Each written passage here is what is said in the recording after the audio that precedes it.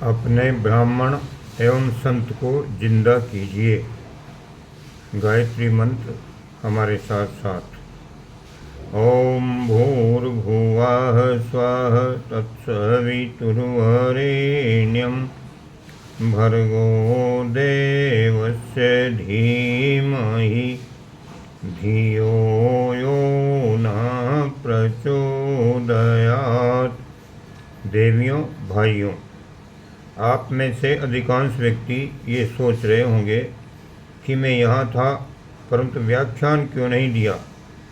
विशेष कारणवश व्याख्यान न दे सका। बेटे मैं अपने जीवन भर प्रयोग करता रहा हूँ। कौन कौन से प्रयोग किए हैं? पहले ब्राह्मण बनने का प्रयोग किया कि ब्राह्मणत्व के क्या क्या चमत्कार हो सकते हैं। मैंने उसे अपने जीवन में धारण करके देखा है और पाया है कि इसमें सफलताएं भी हैं तथा चमत्कार भी हैं। ब्राह्मण जीवन किसे कहते हैं? किफ़ायतसारी जीवन को कहते हैं। ब्राह्मण उसे कहते हैं जो अपना खर्च कम से कम में चला सकता हो तथा अधिक से अधिक अपना धन, अक्ल, मेहनत समाज में लगा सकता है, जिससे उसके जीवन का लक्ष्य, समाज का लक्ष्य पूरा होता हो। जिस आदमी के पास कुछ बचता ही नहीं है, वो समाज को क्या देगा? हमें कहना होगा कि अध्यात्मवादी बनने के लिए किफ़ायतसार बनना होगा, ब्राह्मण बनना होगा। हमने इसका प्रयोग किया है तथा लाभ भी पाया है। हमने अपना खाने पीने तथा रहने का ढंग ब्राह्मण का रखा है। अपनी ज़मीन की बाबत जो कुछ हमें मिला था उसे गायत्री तपोभूमि के लिए दान कर दिया। मैंने अपनी पत्नी से पेशवा ब्राह्मणों की उपमा देते हुए कहा कि आपको भी ये जीवन जीना चाहिए। पेशवा के राम टाक ने अपने गुरु की पत्नी के आदेश पर सब कुछ दे दिया था। उन्होंने भी अपने सारे गहने गायत्री तपोभूमि के लिए लगा दिए। पैसों की दृष्टि से हम खाली हाथ हो गए, परंतु शक्ति बहुत मिल गई। मित्रों, धन की और बल की शक्ति नहीं होती है, वो ब्राह्मणत्व की शक्ति होती है। ये मैं आपको यकीन दिला सकता हूँ। मैं ब्राह्मण था और अब भी ब्राह्मण हूँ। जो कुछ भी आप देख रहे हैं ये ब्राह्मणत्व का चमत्कार है। इस दुनिया में मित्रों एक ही बिरादरी रह गई है जिसका नाम बनिया है। बाकी सारी बिरादरी मर गई है। एक ही जिंदा है, वो है बनिया। सारे का सारे क्षेत्र में बनिया ही बनिया छाया है। ब्राह्मण कहीं नहीं, परंतु हम ब्राह्मण हैं। इस पर हमें गर्व है तथा संतोष है। अगर कोई अपने को ब्राह्मण बना सकता हो, अपने खर्च और लागत को कम कर सकता हो तथा नियत में ब्राह्मणत्व है तो हमें प्रसन्नता होगी। परंतु आपके नियत में तो चांडाल बसा हुआ है। आदमी को गरीब भी होना पड़ेगा। ये हमने ब्राह्मण का प्रयोग करके देखा है। दूसरा वाला प्रयोग हमने किया साधु का, जिसका नाम तपस्वी है। हमने अपने सारे छिद्रों को बंद कर दिया। ये दूसरा कदम है। कांटे पर चलने वाले का नाम तपस्वी नहीं है। ठंडे पानी से नहाने वाले का नाम तपस्वी नहीं है। उस आदमी का नाम साधु और तपस्वी है। जिसने अपने आप को तपाया उसका नाम तपस्वी है, उसका नाम साधु है। हमने अपने आप को तपाया है। अक्ल की दृष्टि से आदमी से ज़्यादा बेईमान, भयरूपिया कोई नहीं है। हमने अपनी अक्ल को ठीक कर लिया है। आप भी मारे डंडों की अपनी अक्ल को ठीक करें। हमने अपनी हर चीज़ को तपाया, भीतर वाले हिस्से को भी तपाया। हमने अपने मन को, बुद्धि को तपाया है। पर आपकी बुद्धि तो ऐसी चांडाल है, ऐसी पिशाचिनी है कि क्या कहें। किसी की ज़िंदगी की समस्या को हल करने का सवाल था तो आपकी अक्ल, आपकी बुद्धि ने ऐसी मक्कारी की कि क्या कहना। पैसे से लेकर समय तक हमने केवल समाज के लिए खर्च किया। ये कसा हुआ जीवन हमारा तपस्वी का जीवन है। मंत्रों में शक्ति है, गलत बात नहीं है। देवताओं में शक्ति है, ये भी गलत बात नहीं है। किंतु अगर कोई आदमी तपस्वी है तो वो हर काम को कर सकता है। अपने अनुष्ठान काल में हमने किसी से बात नहीं की, कोई भी अन्य चीज़ नहीं खाई। जो कि रोटी हम छाछ, बस यही दो चीज़ें हम खाते रहे। जैसे ही हमने अनुष्ठान खत्म किया कि एक व्यक्ति आए जो नकली रेशम बनाते थे। उन्होंने कहा कि हम आपको गुरु बनाएंगे। उन्होंने 1.25 रुपया हमारे हाथ पर रखा इस पर हमने सोचा कि तब तो हम ब्राह्मण नहीं हो सकते, हम मजदूर हैं।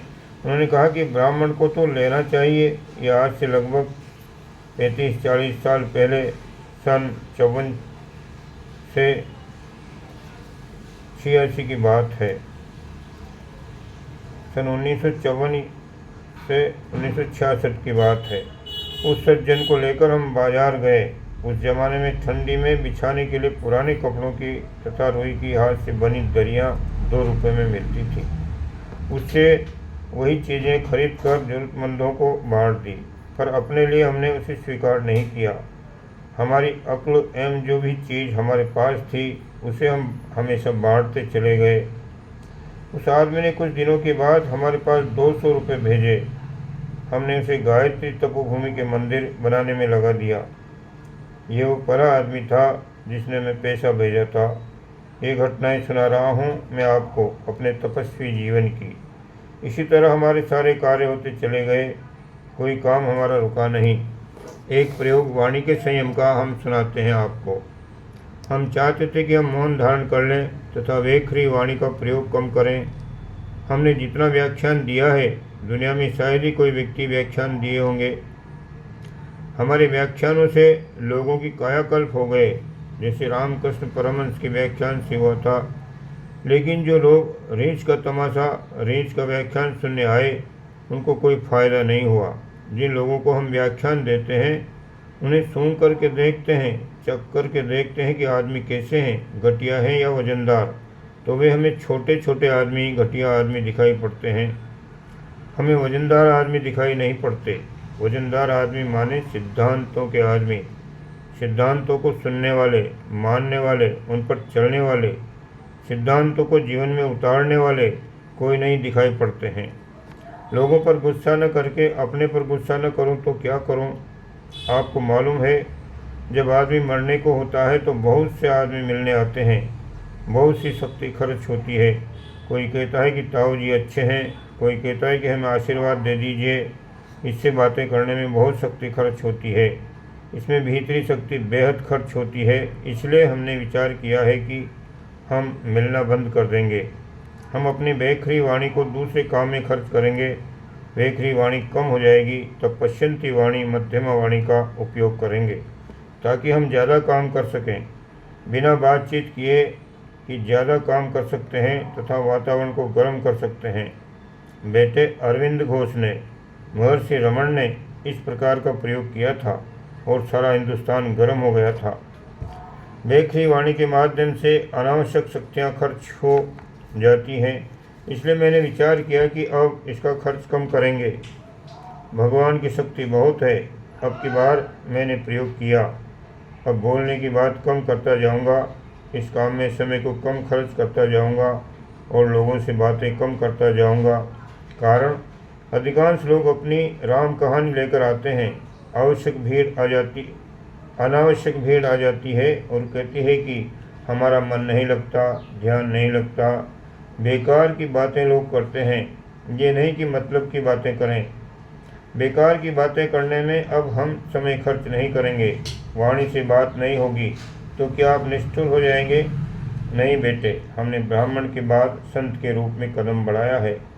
संत उसे कहते हैं जिसका मन करुणा से लबालब भरा हुआ होता है। जो दाढ़ी बढ़ा लेता है, रंगा हुआ कपड़ा पहन लेता है, ध्यान कर लेता है, उसे संत नहीं कहते हैं। करुणा से भरा हुआ व्यक्ति ही संत कहलाता है। जब तक हम हैं तब तक हम समाज के लिए काम करते रहेंगे। हमारी दुकान बराबर चालू रहेगी।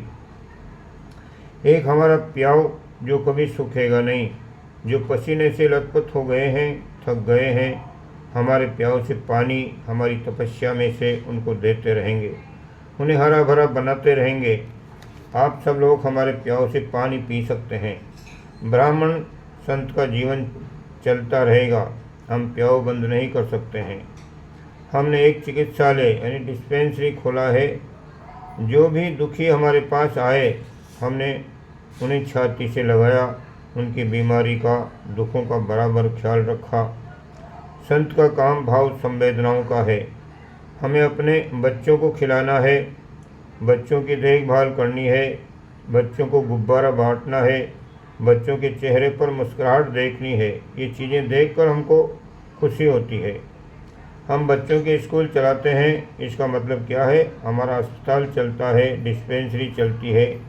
प्याऊ चलाने से क्या मतलब है? यह आध्यात्मिक बात है, ये संत की बातें हैं। तो क्या आप संत की दुकान बंद कर देंगे? नहीं, बंद नहीं करेंगे। जब तक हम जिंदा हैं आगे भी चलता रहेगा। आप लोगों को हमने कई बार कहा है, 1000 बार कहा है कि आपकी जो समस्याएं हैं उन्हें आप लिख कर दे दें। आप आधा घंटे भी भगवान का नाम नहीं ले सकते हैं। आप कहते हैं कि हम आपके रास्ते पर चल सकते हैं। बेकार की बातें मत कीजिए। तराजू हमारे पास है, हम जानते हैं, हमारा भगवान जानता है कि आप क्या हैं। इसलिए हमने इस बार ये कहना शुरू कर दिया है कि आप हमारा समय नष्ट करने के बजाय लिख कर दे जाइए। आप यहाँ न ध्यान करने आते हैं, न पूजा करने आते हैं, न मतलब की बात करने आते हैं, केवल घूमने आते हैं, किराया खर्च करते हैं। आप हमें बेअक्ल समझते हैं। हम आपके नस नस जानते हैं, इसलिए हमने वेखरी वाणी से बोलना बंद कर दिया है। हमारे गुरु हमसे वेखरी वाणी से नहीं बोलते, पश्चंती वाणी से बोलते हैं, परावाणी से बोलते हैं। आपकी बातों को हमने सुन लिया है और कहा है कि बेकार की राम कहानी कहकर हमारा समय क्यों खराब करते हैं। मुझे राम कहानी के मतलब की बात कही है। साथियों, हमारे धन का एक और कारण है। आप सोचिए कि मैं अपना प्याऊ बंद करने जा रहा हूँ। हमें बच्चों को खिलाने का शौक है, हमें बच्चों को बहुत प्यारा लगता है। घोड़ा बन जाना था, बच्चों की तब घुमाना बहुत प्यारा लगता है। हम जो भी सहायता आपकी कर सकते हैं और करेंगे, पर तो आपकी स्वयं में संवेदना पैदा करनी होगी। हमने वो वादे करे हैं, खासकर बिहार और राजस्थान से हमारा जाना नहीं। गायत्री तक को निशाने के बाद कहेंगे। गुजरात में 2 चक्कर आए, मध्य प्रदेश में 2 बार चक्कर लगा आए, यूपी में 1 चक्कर लगा आए हैं, है और राजस्थान भी कहीं गए हैं। अब इन प्रदेशों में जाना ही होगा। 2 महीने हम जाएंगे, जाना ही होगा। हम जब यहाँ रहेंगे तो आपसे बातें कैसे करेंगे? इसलिए हमने कहा कि आप उपास करिए जब ये, ताकि आपको उस समय परामर्शी दे सकूँ। अन्यथा मैं अपने मन की शक्ति करूँगा और आपको नुकसान होगा। मेरे गुरु का व्याख्यान का कार्य हो गया, क्या उनकी शक्ति कम हो गई? हम नहीं बोले हैं, हमारा गुरु बोल रहा है। आप उनकी शक्ति से बोलेंगे, प्रज्ञा प्राण वापरेंगे और लोगों को सुनाएंगे, तब वह आपकी वाणी में नहीं मेरे गुरु में होगा, जिसमें अधिक ताकत थी, आपकी वाणी में ताकत होगी। आप ऐसे ही बकवास करते रहेंगे, हम मन होएंगे तो हमारी शक्ति जाएगी, हमारे पसंद की वाणी की ताकत बढ़ जाएगी। आप मेरी वाणी सुनेंगे तो आपकी आंखों में पानी आएगा और संवेदना जाएगी। इससे हम आपकी तरह ज़्यादा करेंगे। क्या आप सोचते हैं कि आप लोगों के ऊपर कोई असर नहीं पड़ता है? ये हमारा मौन ब्राह्मणत्व है, ये तपस्वी वाणी है। हमने अपने में संत की प्रवृत्ति को जिंदा रखा है कि हम की सेवा करेंगे। आज व्यक्ति सेवा ज़्यादा है, सबकी सेवा हो गई है। हमारे मर के बाद आप देखेंगे कि गुरु के मरने के बाद कर रहे धन श्रम इस काम में खर्च हुआ है। हमारे शक्ति में समर्थित बच्चों को खिलाने में, अस्पताल खोल मरीजों की सेवा करने की है। हमने अभी तो समाज को 40% दिया है और लोगों को 2% दिया है। अब हमारा इसका बढ़ा जाता है। जब हम धारण कर लेंगे तो आराम और जाएगा, उसमें हम मृत्यु की सेवा कर सकेंगे और सेवा कर सकेंगे।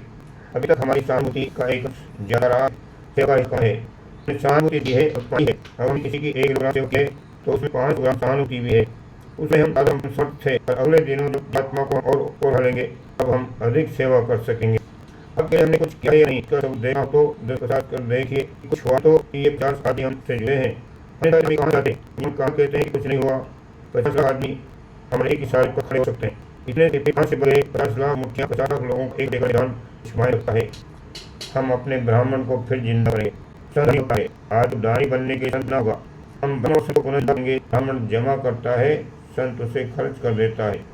हमने निश्चय किया है, विचार किया है, जिंदगी के आखिरी संत को कर एक साल स्थापित कर दें। क्या हम जिंदगी अपने बीवी बच्चों को ही खिलाते रहेंगे? जिस मनुष्य का बहुत शिका है, क्या उसके लिए कुछ नहीं कर सकेंगे? अपने लिए अधिक, समाज लिए कम, कैसे हुआ? मेरे गुरु ने की सेवा, समाज की सेवा कम की है, परंतु उसने सारे विश्व कर दिया है। दूसरे को देख कर सोचते हैं कि इसके हम क्या करें। उससे रोक पड़ता हूँ तो उनकी सहायता की मेरा मन मानता है, तो चलेगा ही। काम और है इंसान को उठाने का। हम सोचे कि यदि काम किया होता तो मजा आता। आप जितने लोग बैठे हैं, आपको हम फुटबॉल उछाल दिए हो तो मजा आ जाता। आप लोगों को उछाल दें तो आप में से हर आदमी हनुमान, ऋषि, विवेकानंद दिखाई पड़ेगा। आप लोगों में से एक भी आदमी ऐसा नहीं विवेकानंद हो, आप से एक भी आदमी ऐसे की तुलना में गरीब हो, परंतु आपसे भारी हैं कि आपके सेल्स काम नहीं कर रहे हैं, आपके हाथ उठ नहीं पा रहे हैं। मानसिक दृष्टि से एक बेड़ी इतनी भारी है कि हर मन की हो, मैं आपको कैसे उठाऊं, आपके बैंक को दूंगा, क्योंकि हमारे जिन बच्चों खेलने वाला, नर्सिंग चलाने वाला कहाँ चाहेंगे। ये सब बंद हो जाने पर आपके अनुभव ऑपरेशन कौन करेगा? इंसान को उठाया नहीं सके तो बच्चे वही। इसी काम के लिए हम समय आना चाहते हैं। सवाल हमें कहा आपको क्या पीछे पड़े हैं, देवी देवता के पीछे लगे हैं, मनोकामना पूरी हो जाए। इसी दिन मेरे दिमाग में उत्साह है तो पूजा को ही करूँगा और कहूँगा कि इसी के पीछा पड़ा है, पूजा के चक्कर में पड़ा है, पूजा से आज्ञा चक्र देगा लेना, एक दिन में पूजा को गालियाँ दूंगा। यही रटता कि सब कुछ पूजा से मिल जाएगा और यही समझता रहा कि माला घुमा को पूजा कहते हैं। देवी देवता को पकड़ने का नाम है। अज्ञानी लोग, भ्रमित लोग मनुष्य को दबाने तथा चक्कर में डालने के नाम को पूजा कहते हैं। देवी देवता को पकड़ने के लिए, काम करने के लिए जो आपने पूजा का स्वरूप रखा है वो बहुत ही गर्व है। पूजा ऐसी नहीं हो सकती, देवता ऐसे नहीं हो सकते, अध्यात्म ऐसा नहीं हो सकता, ज्ञान ऐसा नहीं हो सकता जैसे कि आप लोगों ने समझ रखा है कि अगर चढ़ाएंगे, चावल चढ़ाएंगे, सबका बुलाएंगे, मनोकामना पहुँच जाएगी। इतना घटिया अध्यात्म नहीं होता है जैसे आप लोगों ने सोच रखा है। आपकी पूजा क्या, आपके देवता घटिया, सब घटिया है, इसको समझना चाहिए। रोज चिट्ठियाँ आती है, अथवा में मार काट मैनेजर बनाइए, इस मैनेजर को निकालिए। हमने साक्षात शक्ति पीछे ही बनाई थी।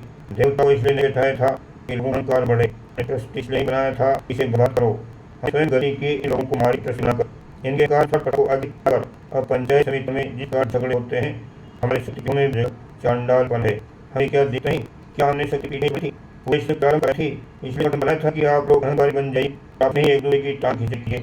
आप ऐसी पूजा को बंद कीजिए, बंद कर दीजिए, आप नास्तिक हो जाइए, आप संगठन बनाना दीजिए, आप बनाना बंद कीजिए।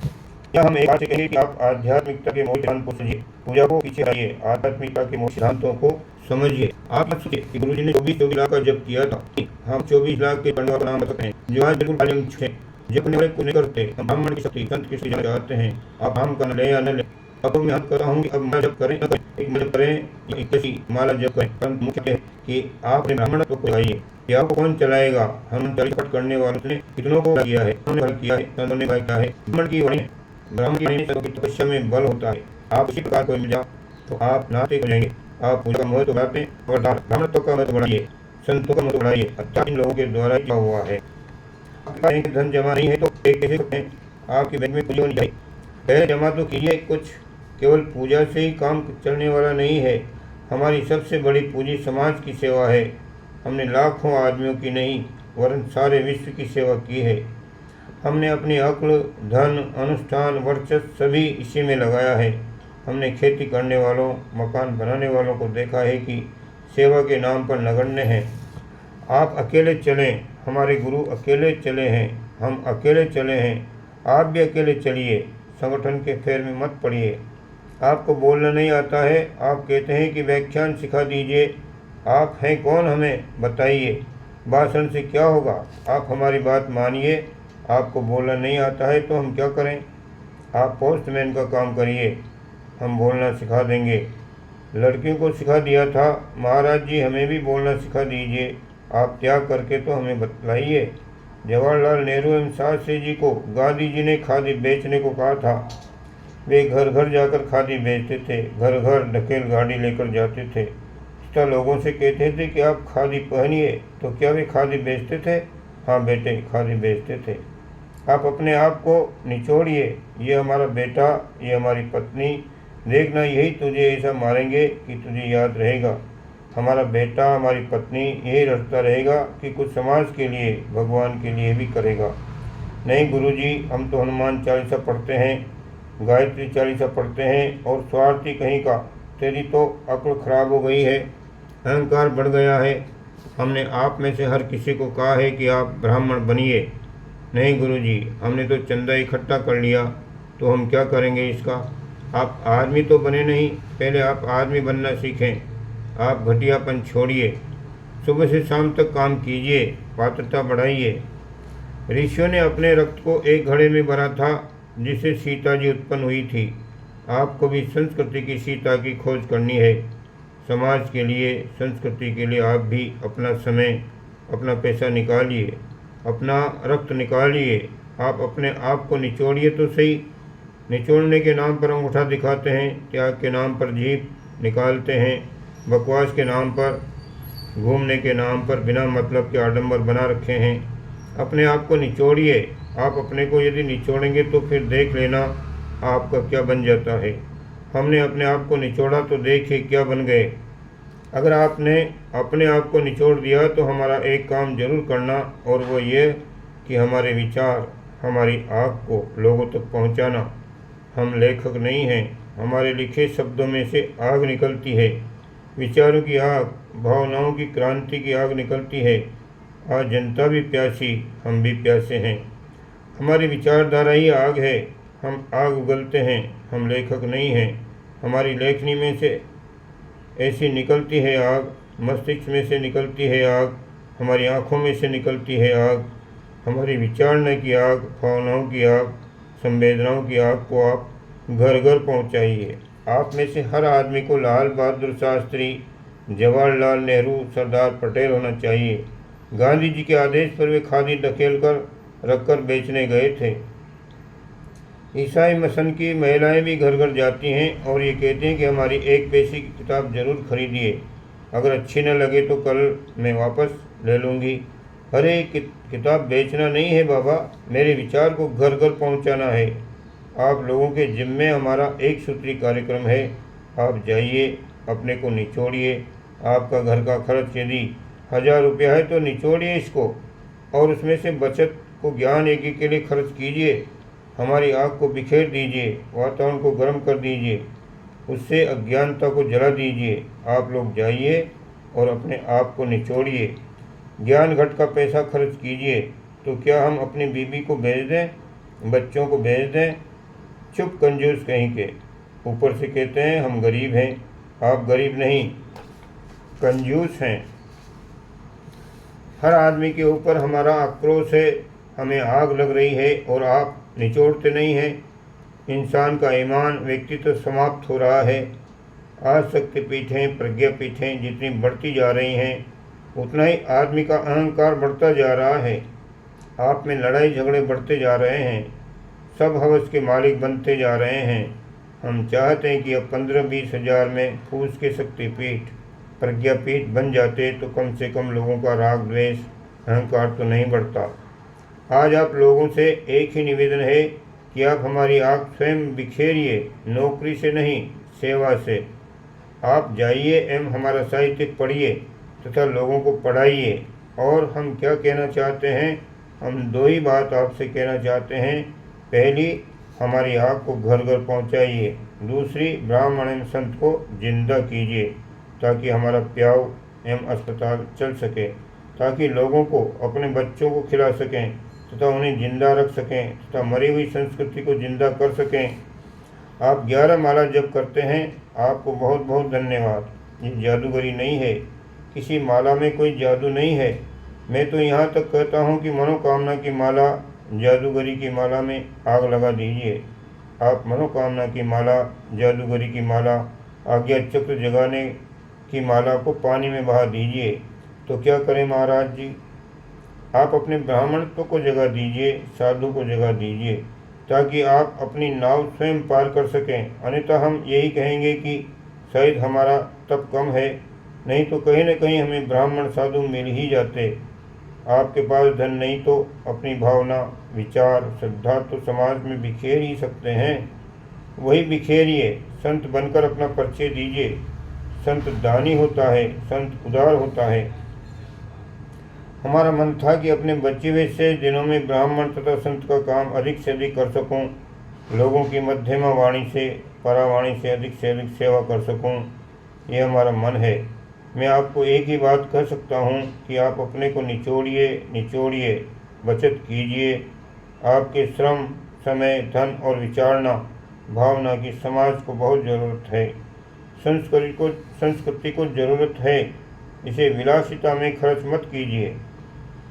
अगर किसी में ब्राह्मणत्व एवं संत जिंदा है तो उसे निचोड़िए, उसे आप बिखेर दीजिए।